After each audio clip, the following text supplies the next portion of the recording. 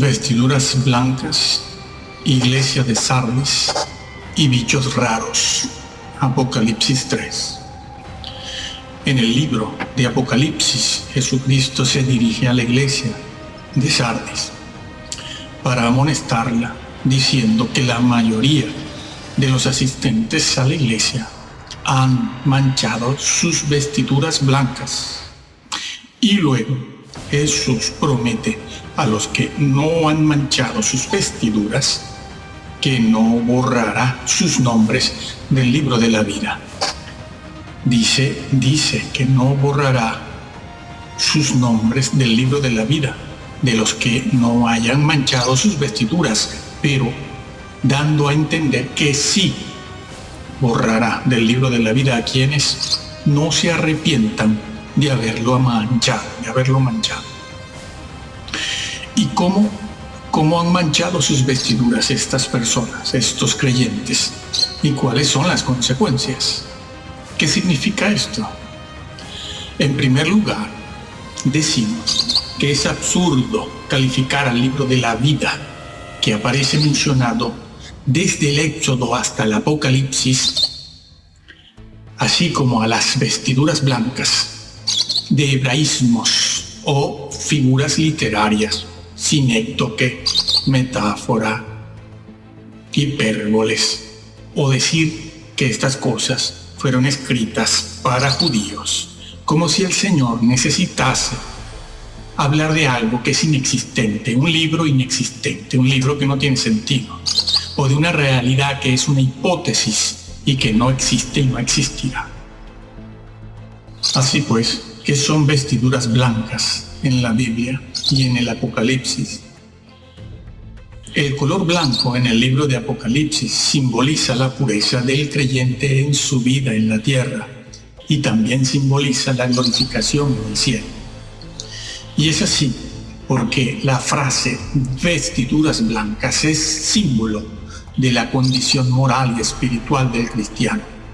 Si las vestiduras están sucias, es símbolo de una conducta pecadora, mundana, alejada de la justicia de Dios. ¿Sí?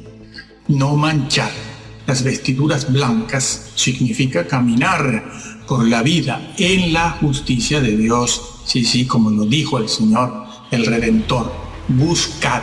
Es por eso que Él dijo, buscad el reino de Dios y su justicia.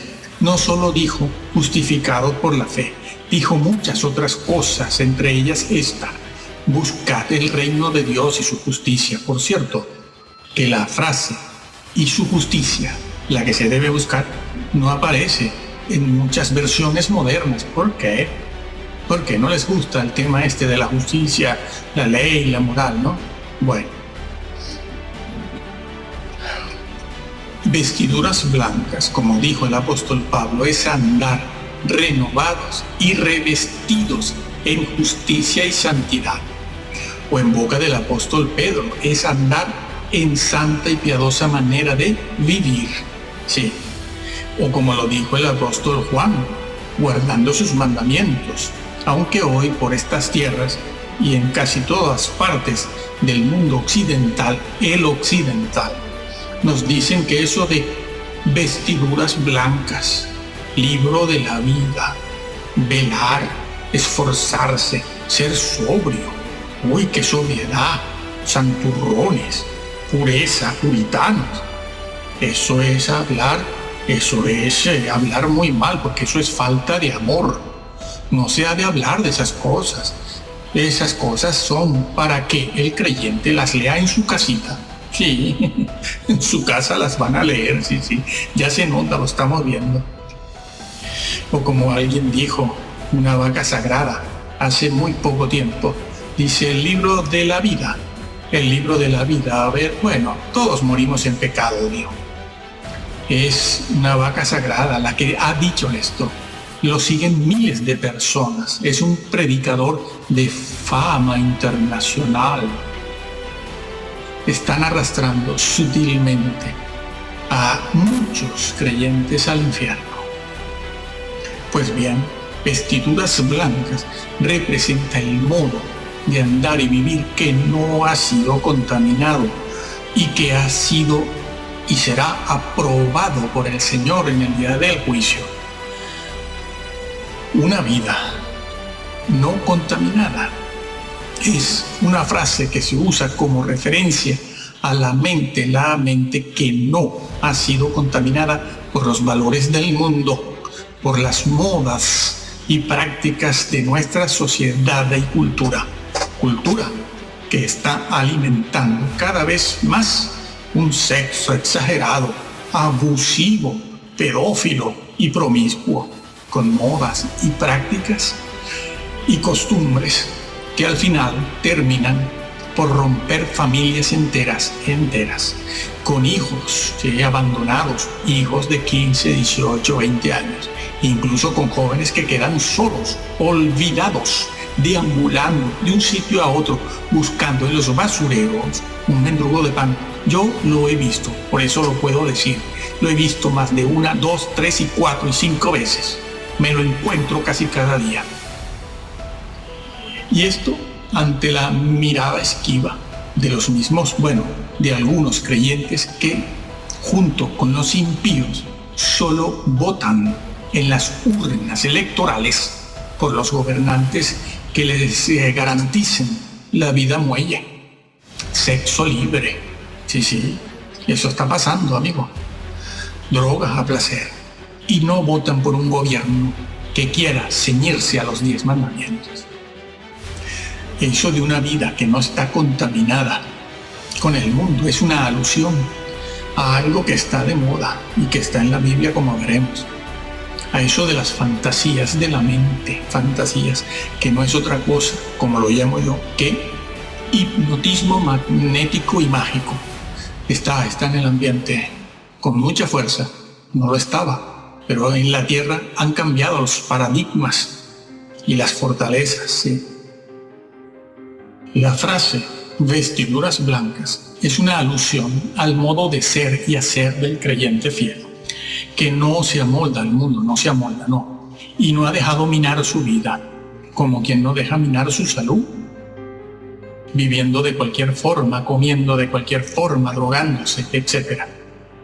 Así que no han dejado minar su vida poco a poco, a lo largo de muchos años, porque este tema, que es un fenómeno, eso de dejar minar la vida, no es algo que ocurre en un mes, en un año, y en 5 siquiera. Se deja minar la vida y eso se nota a lo largo y después de 20, 30 años, casi toda la vida se toma para uno dejar minar la vida, poco a poco. Porque eso de minar en la Biblia, sí, la palabra aparece, el vocablo. Analícese. Ese vocablo, minar, en la Biblia significa debilidad moral, irse debilitando moralmente y espiritualmente a lo largo de muchísimos años, toda la vida, con prácticas supuestamente inocentes. Claro, tiene que ser así, son con cosas inocentes, inocuas. Esas cosas que los creyentes líderes dicen que son cosas legítimas. Eso sí lo puedo hacer, sí, eso sí. Y así se empieza. Cosas legítimas, pero no son santas. No son santas. Legítimas para la cultura y la sociedad. Y así van, de mesa en mesa y tira para la otra mesa, ¿no? Descuidándose. Cuando vienen a darse cuenta, ya han caído en el lazo del diablo otra vez. Han sido, como dice el apóstol Pedro, han sido vencidos por el enemigo. Ahora bien, entendamos esto de una forma correcta. No se trata de tener una actitud contestataria en la vida, como les gusta a muchos cristianos desempeñar en el templo, no en sus trabajos, no. Eso no lo pueden hacer en sus trabajos porque los ponen en la calle. Eso lo hacen en el templo. Actitudes y conductas contestatarias y rebeldes. Lo hacen así porque son personas de ese temperamento reaccionario y rebelde, cosa que han aprendido también en la sociedad. Rebélate. Sí, rebélate. Descarríate, me descarrío. Sí. Ahí se nota la soberbia de los creyentes de hoy en día, ¿no? No se trata de eso. No se trata de demostrar un carácter así fuerte, ¿no? Como muchos creyentes, y sobre todo de púlpito, que les gusta dar con el puño en el púlpito. Eso lo podían y sabían hacer los grandes hombres de Dios, pero tenían autoridad moral. Aquellos tiempos eran otros y aquellos hombres eran otros. No se trata de esto. Antes se trata, como lo dijo el apóstol Juan, no améis al mundo ni las cosas del mundo. Si alguno ama al mundo, el amor del Padre no está en él. Porque los deseos de los ojos, la vanagloria de la vida, los deseos de la carne, etc., no provienen del Padre. No provienen del Padre, sino de otro sitio, de abajo, de las cavernas del infierno. Sí, del padre de mentira, el asesino. De allí. Bueno, eso es, se trata de eso, de no amar al mundo y sus cosas. Pues bien, a los creyentes que no han manchado sus vestiduras, Jesús las califica de dignas, no solo aquí, en otros sitios, pero bueno, aquí a la iglesia de Sardis, a estos pocos creyentes de vestiduras blancas que no las han manchado, las califica de dignas porque no tomaron parte en el culto pagano, en los cultos paganos, ni en la carnalidad de los impíos y apóstatas. No ensuciaron sus vestiduras con la gula de las comilonas, ni con las medidas falsas y las pesas falsas. El Señor se molesta muchísimo cuando el creyente utiliza medidas, pesas falsas. No contaminaron su vida. No asistieron a los bautizos paganos, aunque fuera de la familia. El que ame más a padre y madre no es digno de mí, dijo también, ¿no?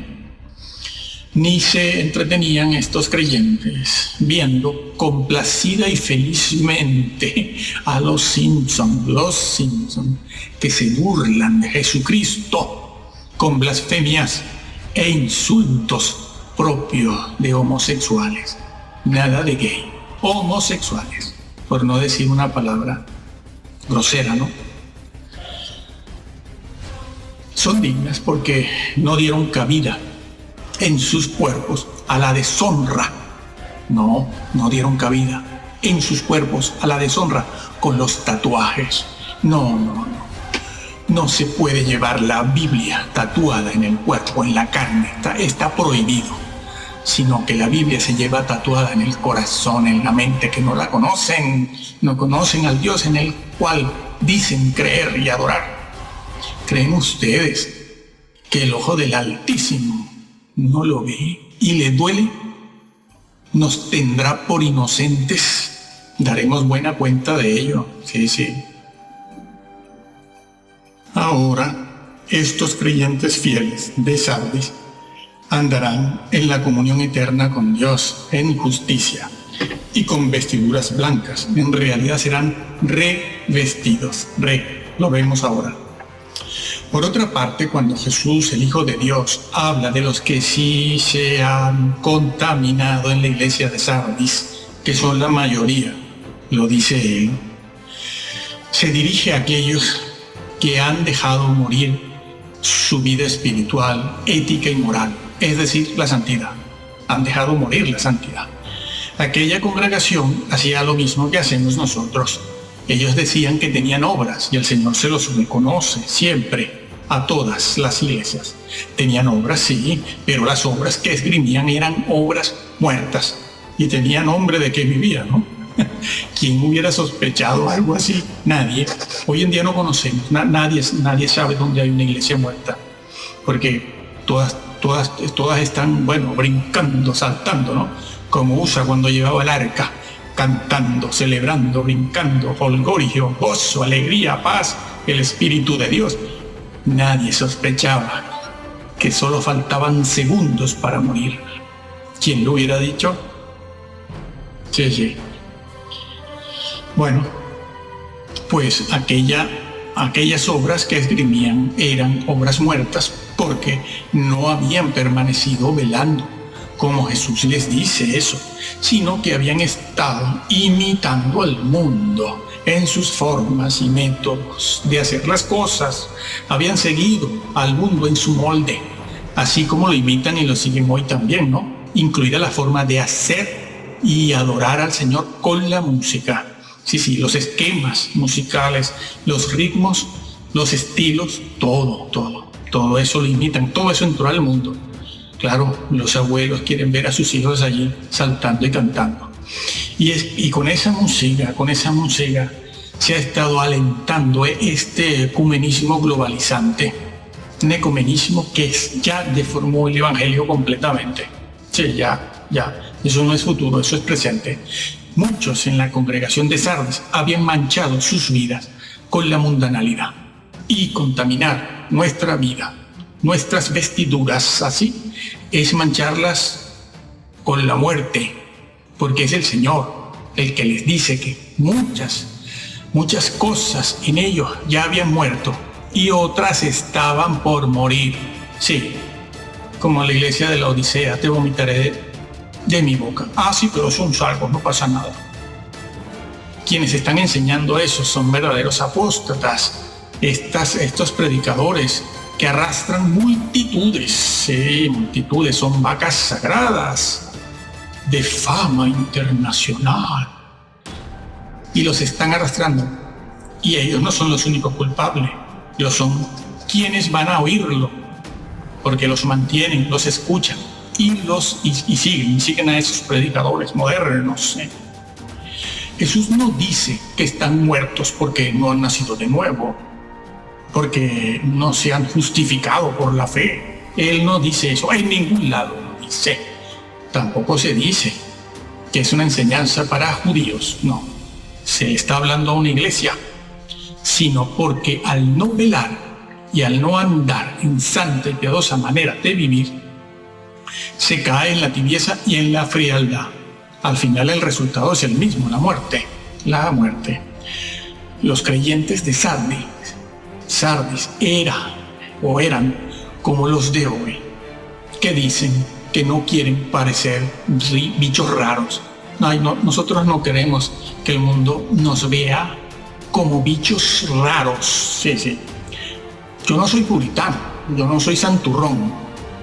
Como dijo un célebre predicador, mi mujer no es puritana. Pues si no es puritana, amigo, ya puede usted andar con el fusil al hombro cargado las 24 horas del día. Porque con esas piernas que va luciendo por ahí, amigo, no sabemos qué pueda pasar. Claro, con ello quieren parecerse al mundo, ¿no?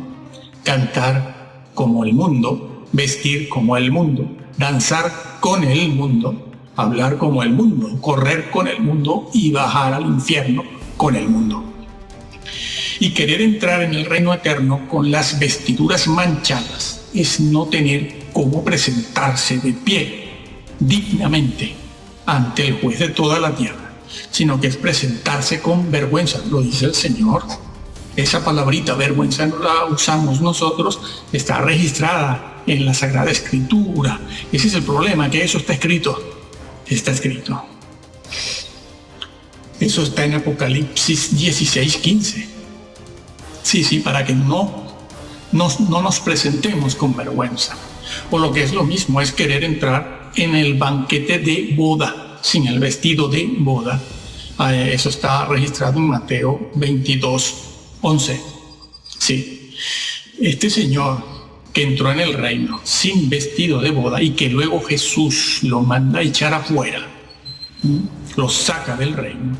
Esta persona es echada afuera porque entró sin la vestidura de boda, sino con un vestido sucio, manchado. Venía del trabajo. En la parábola venía del trabajo.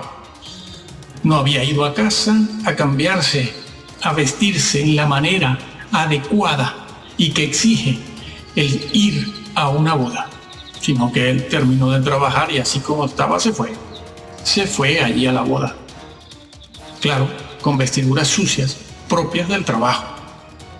No era un vestido adecuado para estar en una fiesta o una celebración de boda. Y eso es lo que dice Jesús en todas partes. Estaba manchado, en este caso por el pecado. Pues bien, a los fieles de Sardis, el Señor les dice, andarán conmigo. Andarán conmigo. Y después Jesús les promete que jamás borrará sus nombres del libro de la vida. Se los promete, sí.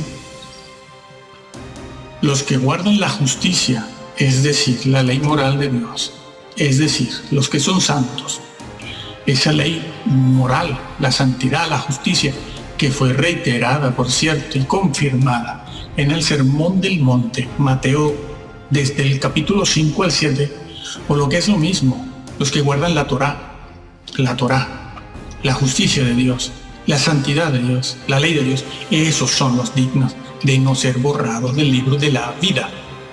Y andarán con Jesús con ropas y vestiduras blancas. Andaban con vestiduras blancas en la tierra y serán revestidos nuevamente con vestiduras blancas en el reino.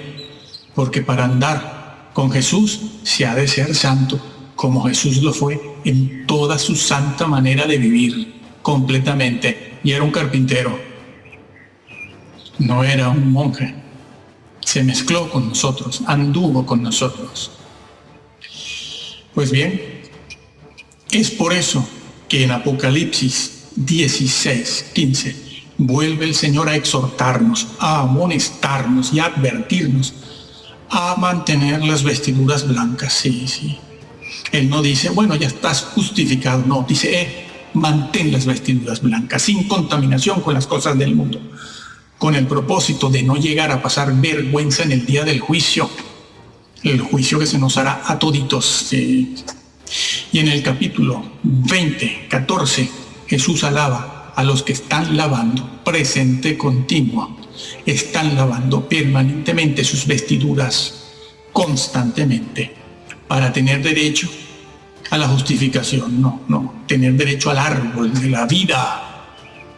No dice que tienen que nacer de nuevo, no dice nada de eso, sino que tenemos que vivir en arrepentimiento, velando y apartándonos del mundo.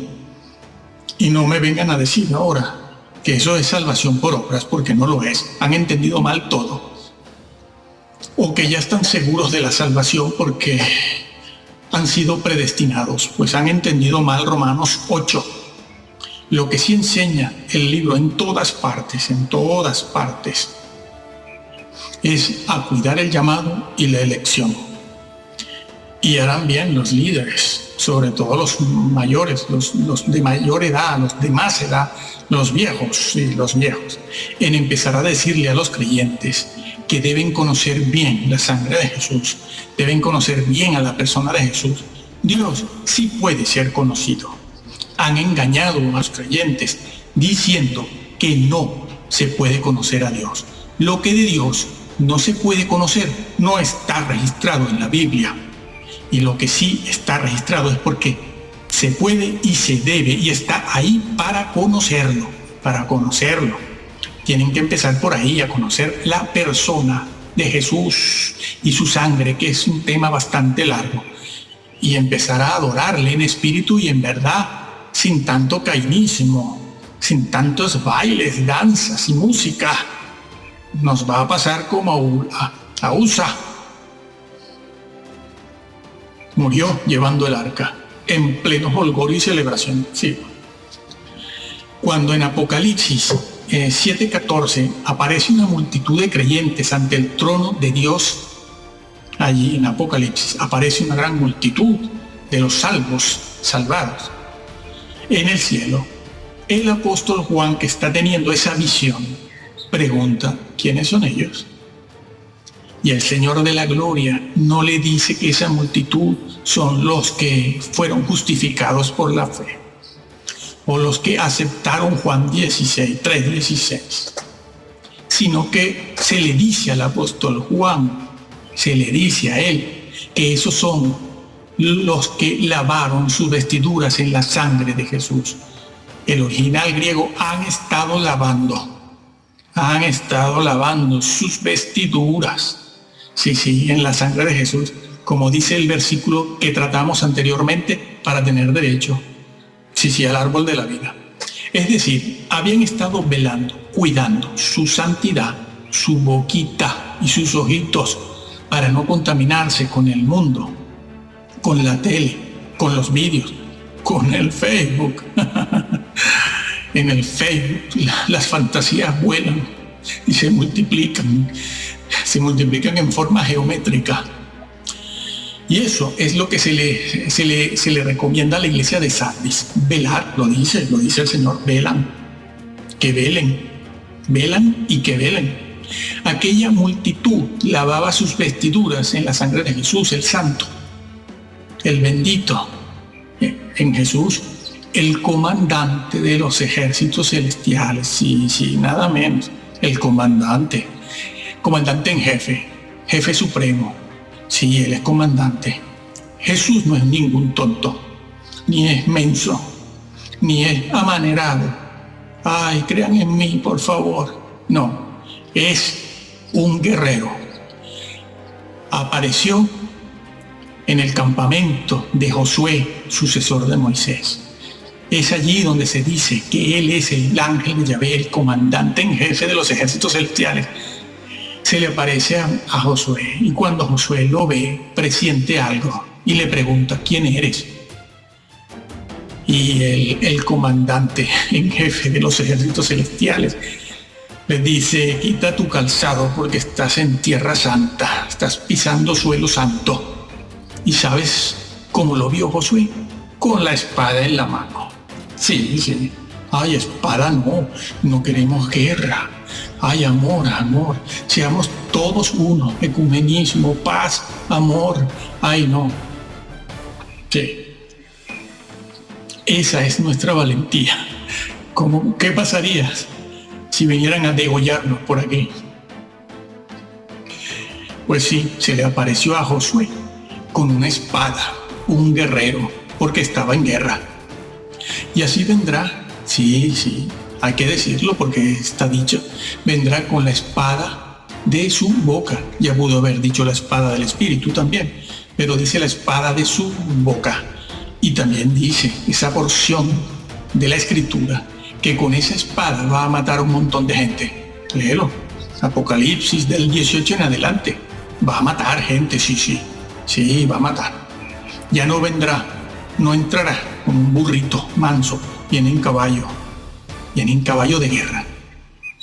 Alábalo, porque no existe ser más gallardo, más valiente, más combatiente como Jesús, el Mesías, el Hijo de Dios, y reflexiona sobre Él, sobre lo que Él hizo, que Él solo, escucha, Él solo en su humanidad venció a todo un vasto ejército de poderosísimos ángeles rebeldes de las tinieblas, poderosísimos. Los ángeles fieles no pudieron ayudar al Señor. No, como mucho le pasaron la mano por la espalda para consolarlo, alentarlo. Ni Jesús pudo echar mano de la fuerza, el poder de su propia naturaleza divina, mejor dicho, de su deidad. Deidad siempre será mejor que divinidad. Jesús no pudo echar mano de su naturaleza divina, de su deidad, para poder mitigar, para poder sobrepasar todas aquellas situaciones de sufrimiento, dolor horribles. La flagelación, la cruz. Jesús no pudo, lo tuvo que hacer completamente en su humanidad, sí, solo su humanidad, para poder obrar la redención. Así que alábalo a Él. Menos salto, menos canto y más doctrina sobre la persona del Señor. Pero la iglesia de Sardis tenía un remanente de creyentes, lo dice la Biblia, unos pocos. Remanente es una verdad bíblica que cruza la Sagrada Escritura de tapa a tapa, de que a pesar de que en el pueblo de Dios siempre hay muchos, será un remanente el que se salve. Esa es una verdad bíblica siempre, un remanente. Eso que nosotros decimos 4 gatos, no lo decimos nosotros, es que eso también está escrito. Ese es el problema que tienen. No es que seamos negativos, no, son 4 gatos, un remanente. Pues bien, esos que han sido fieles, ese remanente que hacen la voluntad de Dios, van a ser revestidos con vestiduras blancas. Esta segunda vestidura blanca con la que son revestidos por el Señor en el mismísimo cielo, no se refiere a una nueva conversión, Dios mío, como si estuviesen reconvirtiéndose en el reino eterno, sino que es el vestido o el sello de aprobación de la santidad de esos creyentes que fueron santos en toda su forma y manera de vivir. Y además, en la Biblia, el obtener la vida eterna se califica muchas veces de premio. Nosotros entendemos por premio alguna cosita extra que nos damos. Incluso he visto a los creyentes que se dan el lujo de despreciarlo. Dicen, bueno, yo voy a pecar un poquito por aquí y si no obtengo premios no importa. Yo con un rincón me conformo. Los rincones no están en el cielo, están en las cavernas. Y además es ir contra el propósito de la predestinación. Decir una cosa como esa es blasfemar, ¿lo sabías? Esa es una blasfemia. Quien diga eso no entra. Sí, lean bien Romanos 8 y también 1 Corintios 3. Pero bien, exégesis desde el griego. Bien, el Señor les dice, no borraré sus nombres del libro de la vida y confesaré sus nombres delante de mi Padre y de los ángeles. Sí. Así que decimos aquí que somos predestinados para ser como el Mesías, Jesús, sí, ese que se ha puesto de moda decir Hamashiach. Los más cristianos dicen ahora Hamashiach, ¿no? Copiándose de los mesiánicos, porque así lucimos más teólogos que nunca.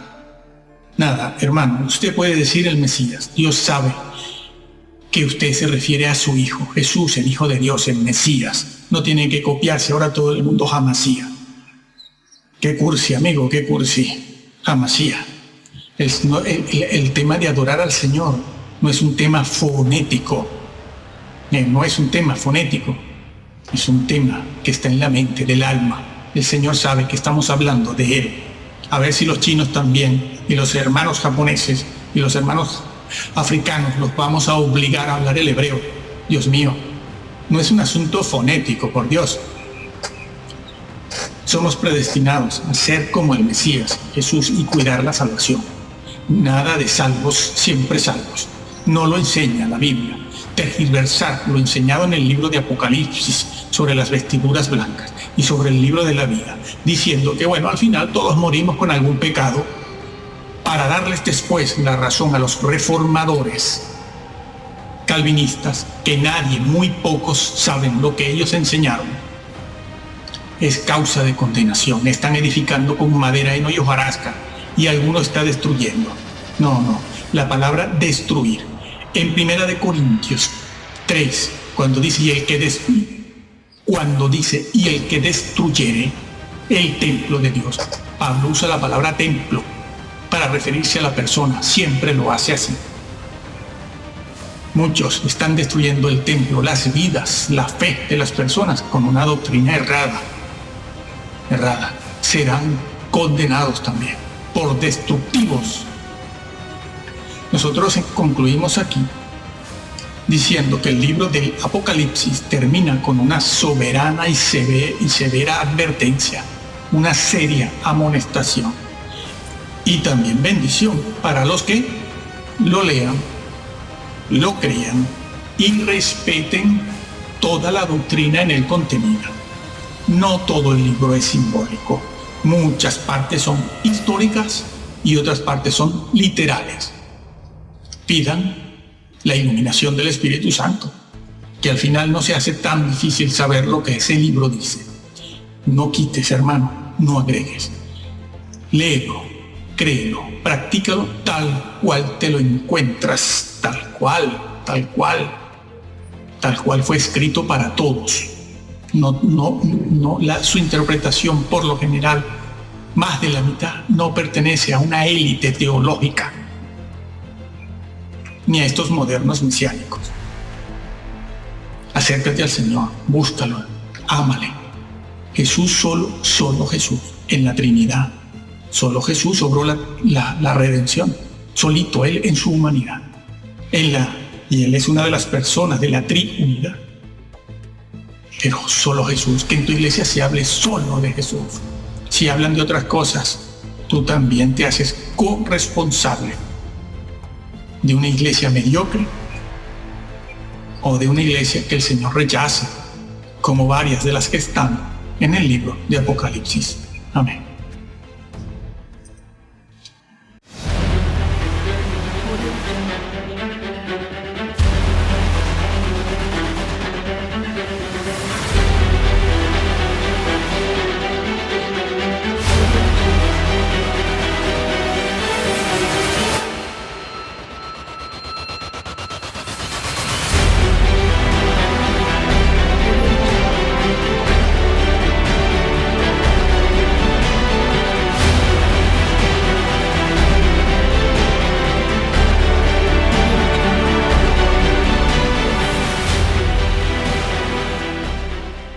Bien, ahora hablaremos del libro de la vida, la predestinación, llamados y elegidos, pero especialmente del libro de la vida, que es nuestro tema aquí. Solo se puede borrar del libro de la vida lo que ha sido escrito, lo que se escribe, se puede borrar. Y en ese libro de la vida están registrados los nombres de los que han sido elegidos y que previamente han sido llamados, respetando así la verdad bíblica de que no todos los llamados son elegidos, porque esta expresión, esta frase llamados y elegidos, debe entenderse a la luz de la forma en que se usa en los evangelios, en la Biblia, a saber, muchos son los llamados y pocos los elegidos. No importa que esta frase sea una frase que pueda estar interpolada en un sitio o en otro, que la hayan tomado para interpolarla. Eso no niega la verdad que enseña. Tengan cuidado, no niega la verdad que enseña, porque esa verdad que enseña esa frase está corroborada de muchas formas en otras partes de la Biblia. Así pues, decimos y repetimos que el libro de la vida, esa frase que aparece desde el Éxodo hasta el Apocalipsis, no puede ser considerada como un hebraísmo. Es absurdo considerarlo un hebraísmo. Pues bien, somos llamados para luego ser elegidos. Es decir, quienes respondan a esa llamada en obediencia, ese será elegido y predestinado, que ya lo ha sido desde antes de la fundación del mundo. No somos predestinados a ser salvos, sino, como dice Romanos 8, somos predestinados a transformarnos conforme a la imagen de Cristo, cosa que los cristianos hoy en día tenemos olvidado y despreciado, porque los que enseñan en los púlpitos y en las plataformas siempre nos dejan la impresión de que tenemos que ser salvos para escapar del infierno y portarnos bien. Sí, para escapar del infierno y portarnos bien.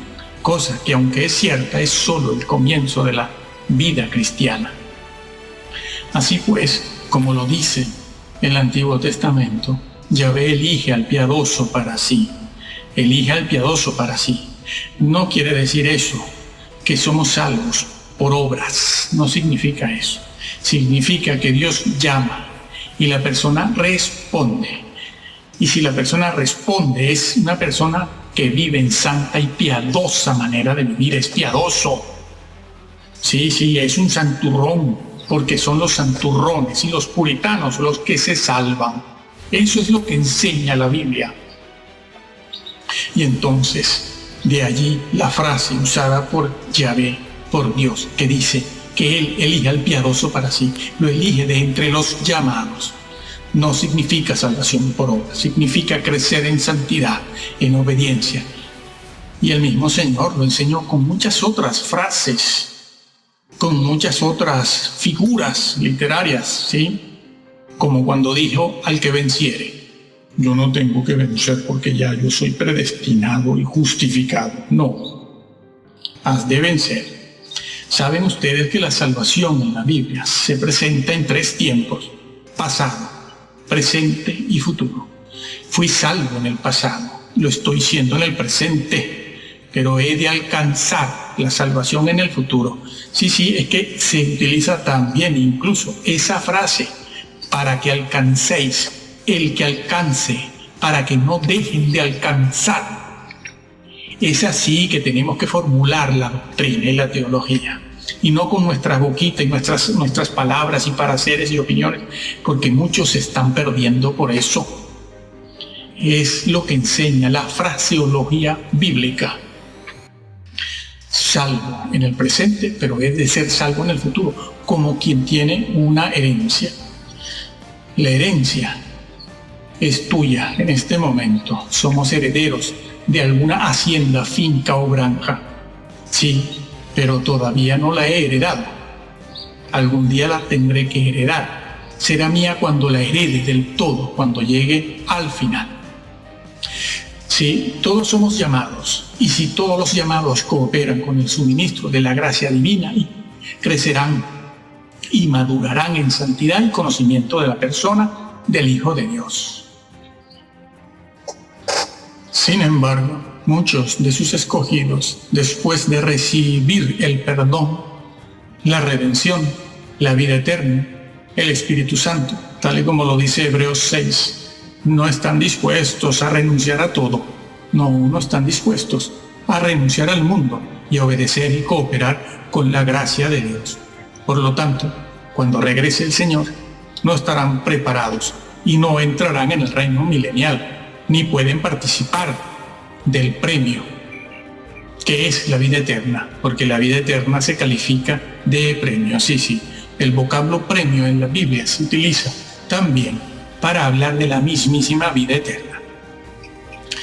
El que caiga en pecado y sea vencido por este, como lo dijo el apóstol Pedro, porque el apóstol Pedro lo dice: si alguno que está como creyente, que ha sido iluminado por la verdad, que sabe, que conoce, luego, y se aparte de la vida del mundo y sigue una vida santa, pero luego cae en pecado y es vencido por este, quiero explicarte una cosa.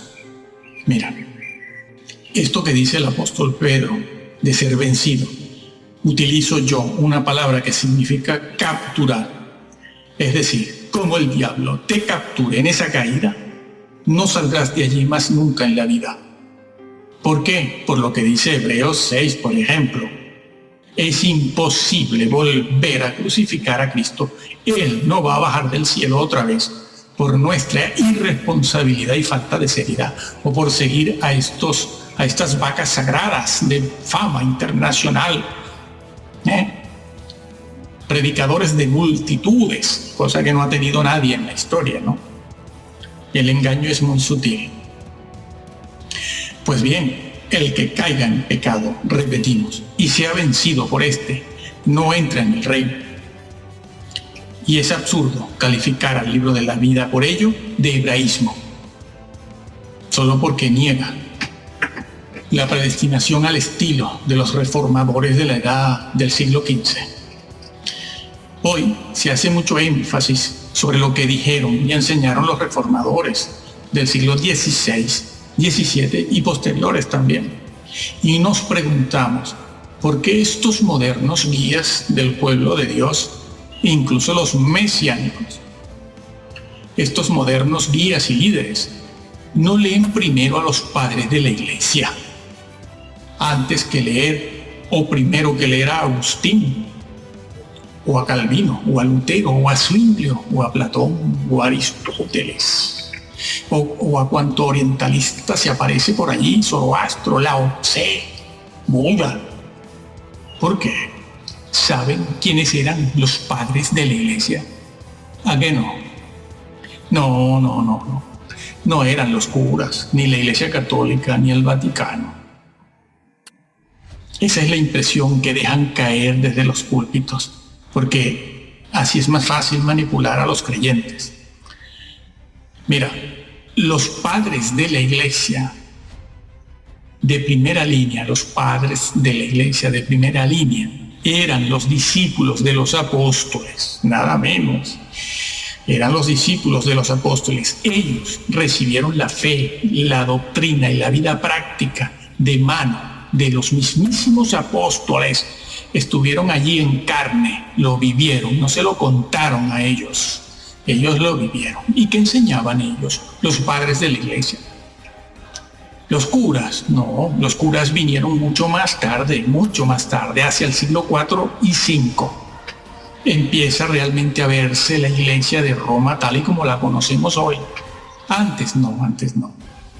Los padres de la iglesia no eran curas. Si alguien ha dicho eso, ha engañado. Deben estudiar. Lo que pasa es que los púlpitos hoy en día lo ocupan a veces personas que no han pasado por un seminario teológico. Ponen en los púlpitos a personas que pertenecen a la tribu, el nepotismo eclesiofamiliar. Sí. Van comprando libros por las librerías cristianas, los van leyendo y después los sueltan en el púlpito. Claro. ¿Qué enseñaban los padres de la iglesia de primera fila, de primera línea? Pues ellos también se consideraban llamados y elegidos, sí. Decían que estaban sus nombres escritos en el libro de la vida. Y ellos, sin embargo, al hecho de ser llamado y elegido, no lo consideraban como una garantía de salvación, tal y como hoy en día se enseña, ¿no? Sino que ellos velaban y cuidaban su salvación. Sí. Aquellos hombres, ¿cómo te los nombro? Clemente, Ignacio de Antioquía, Bernabé, Ambrosio, etcétera. Ellos velaban y cuidaban lo que el Señor les había dado en su gracia. Por ejemplo, para Clemente, padre de la iglesia, también era posible ser borrado del libro de la vida. Para él, sí, él lo dijo. Para él era posible ser elegido y dejar de serlo.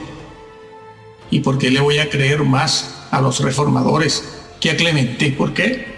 ¿Quién estuvo con los apóstoles?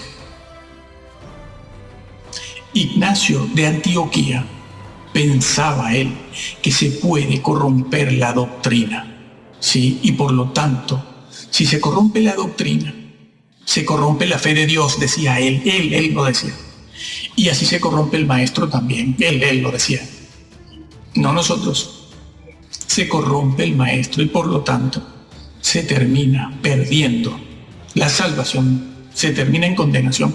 Algo que también enseñó el apóstol Pablo en 2 de Timoteo 3. Ten cuidado de ti mismo y de la doctrina.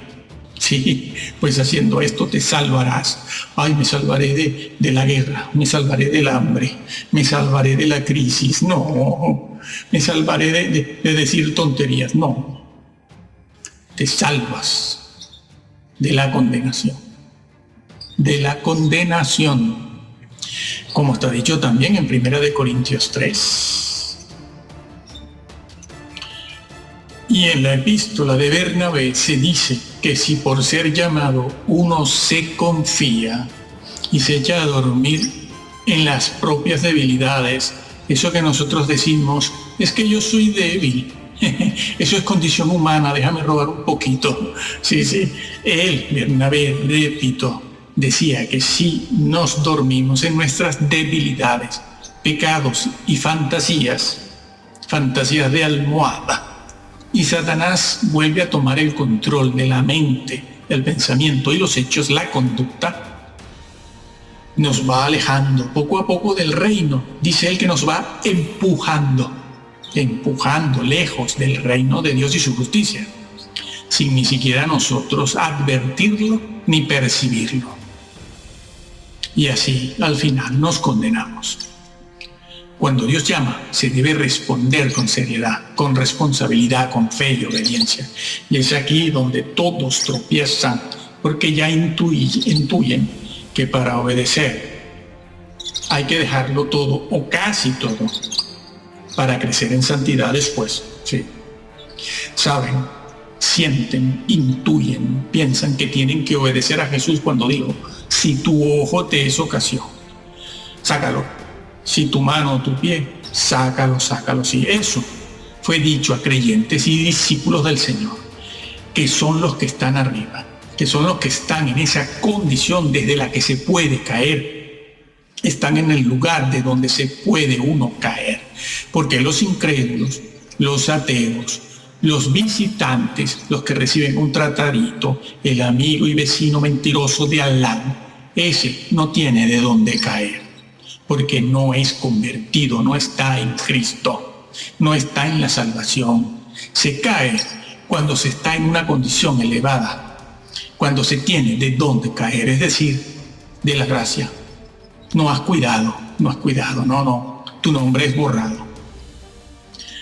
Así que saben que tienen que cortar, sí, cortar con vídeos, cortar con los Simpson, con las novelas, las fantasías amorosas, pensamientos vengativos, asesinos. No, eso de fantasías amorosas no me lo invento, eso está en Malaquías 2. Saben que después de que el Señor Yahvé denunció eso de los pensamientos en la mente, Él cerró el templo. Sí, el santuario Él lo cerró. Él lo dijo: yo voy a cerrarlo por esto. Vuestras mentes, lo que pensáis. Dios no está metido en un rincón de la esquina para ver lo que yo hago en la cocina. Él no se ocupa de eso, sí, porque esa es la victoria que tenemos que ganar. Léelo. Nosotros tenemos un mensaje sobre Malaquías 2, nada más. Es mucho lo que hay allí, es bastante fuerte. Él cerró el templo del Señor, dijo: bueno, esto se acabó porque no se puede. Sí, hay que cortar con eso, con los pensamientos vengativos, asesinos. Estamos rodeados de cainitas en el templo. Quienes estamos en la crema y la pomada, dentro lo vemos. Saben que tienen que dejar ciertas visitas y asociaciones, votar o tirar todas las revistas que tienen o están llenas de provocaciones y violencia. Dejar la bolsa de valores, sí, amigo. No. Eso de la bolsa de valores son de esas cosas que uno dice: bueno, eso es legítimo. No, será legítimo, pero no es santo. No es santo. Y estás llamado a ser santo. Tienes que dejar al mago. Harry Potter, ¿te gusta la magia? Claro. Que tanto aman los creyentes. Harry Potter. Tienen que cortar con las fiestas, celebraciones y las opíparas comidas. Opíparas, sí. Dejar la ropa ajustadita, insinuante, provocadora, que es la llamada del sexo, en el propio templo, por los pasillos, a veces brindando, dando la Santa Cena o recogiendo los diezmos, amigo, bajo el beneplácito de cuanto pastor, obispo, cura o sacerdote anda por allí, sí. Y luego ellos mismos se lamentan, sí, del adulterio en el que ya llevan instalado a alguno de ellos, sí. Y es que saben que, como las mujeres se marchen de la iglesia porque tienen que ir en faldas largas a ver quién diezma. Son listos. En el Nuevo Testamento la elección se realiza en aquellos que hacen la voluntad del Padre y llevan fruto. Bueno, otra frase más usada por el Señor: llevan fruto. No, eso está escrito. Evangelio de Juan 15. El que en mí no lleve fruto es cortado y echado en las tinieblas de afuera. Esa frase, el que en mí, ¿qué significa? El que en mí no lleve fruto. Estos no pasan al milenio. El incrédulo, el visitante, el amigo del tratadito, el mentiroso amigo de la esquina, el compañero de trabajo o el ateo, no están en Cristo. La expresión en Cristo, como se usa en la Biblia, es una expresión, una frase con un profundo significado teológico. Resumiéndolo, significa estar en Cristo, estar en comunicación, que es una cosa, y en comunión, que es otra. Solo los convertidos están pegados a Cristo de tal manera que están en Cristo, claro, en comunión. El incrédulo, repetimos, el visitante, el amigo al que se le regala un tratado, a un ateo no están en Cristo, porque esa frase en Cristo implica una pertenencia a Jesús. De hecho, la misma parábola con su figura lo indica, ¿no? Además, esta enseñanza también se corresponde con otra cosa que dijo Jesús para hablar de lo mismo. Lo dijo de otra forma, dijo, esforzaos por entrar. Sí, esforzado, agorizomai, agonía, una entrada agonizante. Esforzaos por entrar, porque muchos procuran entrar y no lo logran. Los ateos, otra vez, los incrédulos, ateos, incrédulos, no se están esforzando por entrar, ni los visitantes, ni el amigo que recibe un tratadito que después lo bota a la basura, lo echa por la calle. Se esfuerza por entrar el que quiere hacerlo, porque ama también las cosas de Dios, pero también ama las cosas del mundo. El Señor también lo dijo de otra manera en la parábola de la semilla, Mateo 13. Sí. Se esfuerza por entrar, pero como ama al mundo, las cosas del mundo, la palabra no lleva fruto. Los incrédulos, los ateos, no se están esforzando nada por entrar.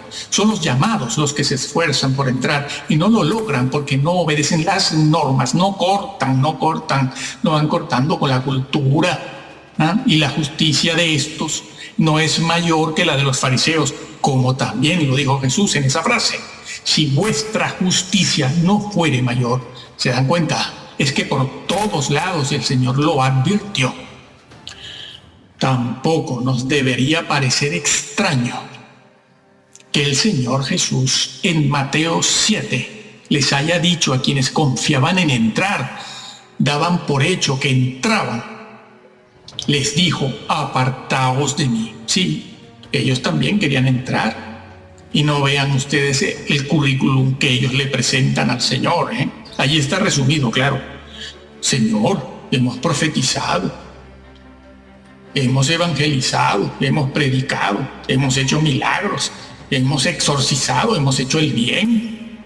Y todo bajo tu gracia, porque esas cosas no se pueden hacer si no está tu gracia con nosotros. ¿Qué currículum, amigo? A ver quién hace todo eso junto. ¿Y qué les dice el Señor? Apartaos de mí. Apartaos de mí, hacedores sin ley. Sin ley, sí. El vocablo griego utilizado allí es sin ley. En cualquier texto o manuscrito griego aparece sin ley. Claro que en algunos manuscritos griegos aparece la palabra injusticia, pero bueno, es lo mismo, ¿no? Injusticia, sin ley o contra la ley. Nosotros pensamos en hacedores de maldad. No, bueno, la gente mala, los ateos son malos. No. Está diciendo otra cosa. Sin ley. ¿Cuál ley? ¿Cuál ley? Lo que estaba diciendo el Señor en ese mismo mensaje cuando estaba hablando en Mateo 7. Y que estaba diciendo ¿de qué ley hablaba allí? El sermón del monte, que no es otra cosa que los 10 mandamientos explicados. La predestinación, pues, no es cerrada ni es exclusivista. Se ha de obedecer y conocer y hacer la voluntad de Dios registrada en el Sagrado Libro. Y de no ser así, no se entrará en el reino. Más bien, antes se entra en un estado de decadencia espiritual y moral imperceptible a lo largo de 50, 60 años. Por eso vemos muchas personas de cierta edad, totalmente descarriadas, sin moral alguna. Pero una señora de 65 o 70 años, toda su vida en una iglesia, y de repente se pone una falda abierta hasta la cadera, o una minifalda. ¿Qué pasó aquí? ¿Qué pasó aquí? ¿Esto qué es? En pleno templo. Dicen, cambió. No cambió solo. Es que nunca se acogió a las normas de Dios. Y ahora que la moda es esa, antes bien se acoge a esa moda. Venga. Nunca habían entendido el Evangelio. Si el nombre es borrado del libro de la vida, se entiende que es que ha sido escrito allí primero. Apréndase eso. Sí. No digan otra cosa. El libro de la vida es un concepto que se encuentra registrado en el texto bíblico de tapa a tapa, desde el Génesis hasta el Apocalipsis. En ese libro Dios tiene escrito los nombres de todos los hijos reales, verdaderos de Israel. El estar escrito en dicho libro, ellos creían con fe, no creer por creer, porque yo creo esto, no. La fe de ellos creía que el estar escrito en ese libro les daba el derecho a participar de la vida eterna y del reino mesiánico de justicia y paz y de la eternidad. Y que era borrado de ese libro significaba la exclusión del pueblo, de entre el pueblo de Dios y no mesiánico. Por ejemplo, Moisés estaba dispuesto a que su nombre fuera borrado del libro de la vida, si con eso se pudiera salvar al pueblo de Israel de las consecuencias de sus pecados. Moisés. También el salmista esperaba que los malvados fueran borrados del libro de los vivientes. Los malvados, claro que un día no lo eran, pero se convirtieron, como dicen los padres de la iglesia, que lo aprendieron de los apóstoles, que hacia el final de la historia, justo antes de la segunda venida de Jesús, de Cristo, las ovejas se convertirían en lobos. Lo estamos viendo.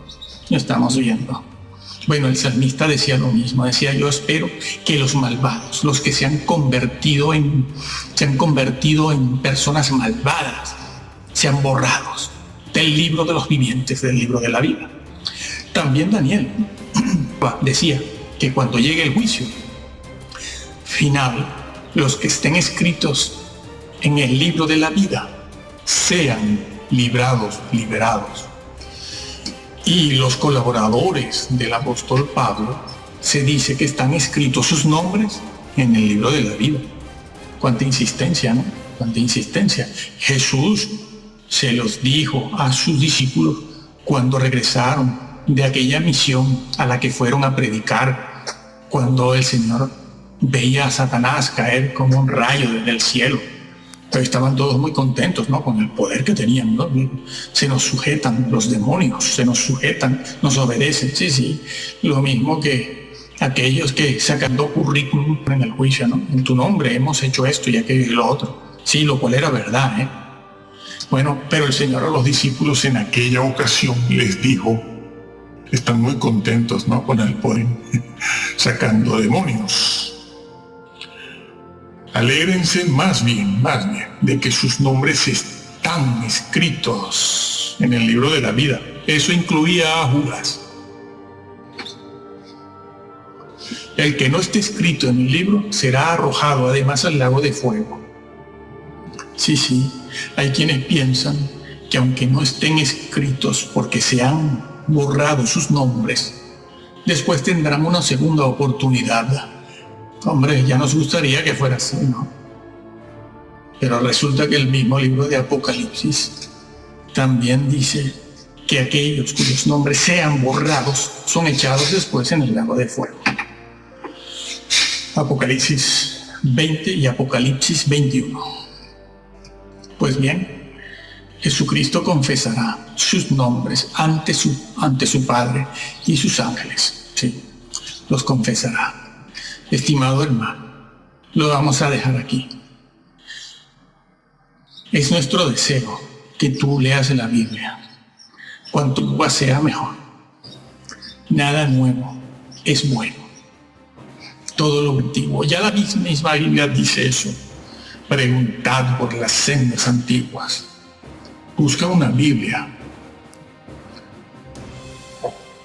que sea de confianza.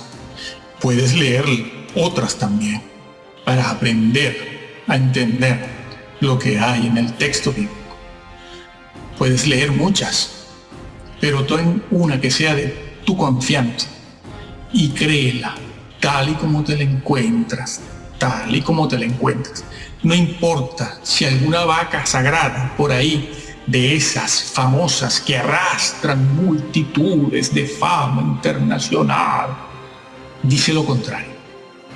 Tú cree lo que está escrito, porque el Señor lo dijo: por tus palabras serás justificado y por tus palabras serás condenado. Esa frase que está en Mateo, tus palabras, en la mentalidad judía, cuando se decía eso, se pensaba en todo el consejo de Dios, es decir, por tu doctrina, por las cosas que tú crees de la doctrina de Dios, por tus palabras serás justificado y por tus palabras serás condenado. No está refiriéndose a si yo digo una grosería, una palabra obscena, grosera, por lo cual vamos a ser juzgados también, claro, pero el Señor allí no se está refiriendo a eso. Eso, se está refiriendo a la doctrina. Así que si alguna vaca sagrada dice algo contrario a lo que tú lees de manera directa y evidente, sigue lo que dice el Señor, no lo que dicen los modernos predicadores de multitudes, porque ellos tienen sus intereses y ellos procuran mantener lo que hoy se llama el crédito ministerial. Yo tengo crédito, fama, tengo prestigio. ¿Lo entiendes? Eso no existía en siglos pasados. El prestigio aquí no tiene nada que hacer, pero los modernos predicadores sí tienen eso. ¿Lo puedes entender eso? Pues cuídate de eso, porque hay muchos maestros que edifican con madera, heno y hojarasca, y otros edifican de tal manera y con tal doctrina que destruyen tu salvación. Que el Señor te bendiga.